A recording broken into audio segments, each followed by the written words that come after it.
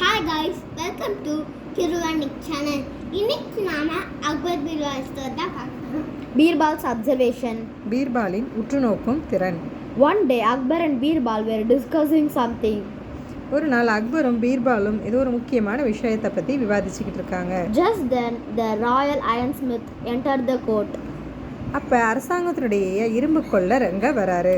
The ironsmith used to make swords and shields for Akbar's army. அந்த இரும்பு கொல்லர் அக்பருடைய அரசவைக்கு தேவையான வாட்களையும் கேடயங்களையும் செய்து கொடுப்பவர். He said to Akbar, "Your Majesty, I have made the strongest sword and shield in the world." இந்த இரும்பு கொல்லர் அக்பர் கிட்ட சொல்றாரு, மன்னரே, நான் உலகத்திலேயே மிகவும் பலம் வாய்ந்த வாளையும் ஒரு கேடயத்தையும் செய்திருக்கிறேன் அப்படின்னு.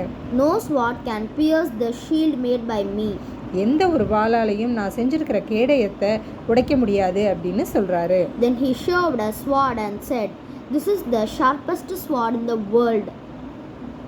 அந்த இரும்பு கொல்லர் அவர் செஞ்ச வாளையும் காமிச்சிட்டு, இந்த வாள் தான் உலகத்திலேயே மிகவும் கூர்மையான வாள் அப்படின்னு சொன்னாரு. It is so sharp that it can pierce the strongest of shields. இந்த வாள் மிகவும் கூர்மையானது, எவ்வளவு வலிமையான கேடயமாக இருந்தாலும் என்னுடைய வாளால் அதை உடைக்க முடியும் அப்படின்னு சொல்கிறாரு. Birbal was listening everything carefully and said, "How can the sword and the shield be equally strong?" Birbal எல்லாத்தையும் கவனமாக கேட்டுட்டு இருந்தாரு.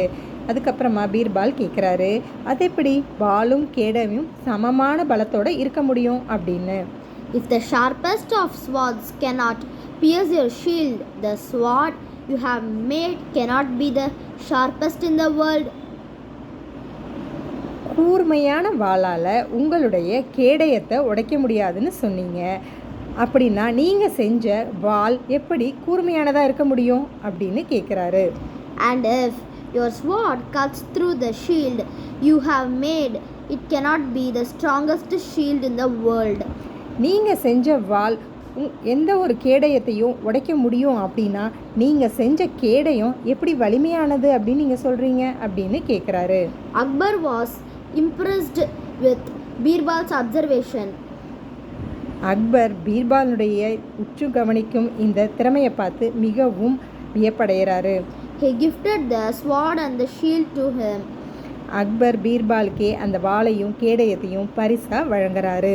Bye guys, please like and subscribe.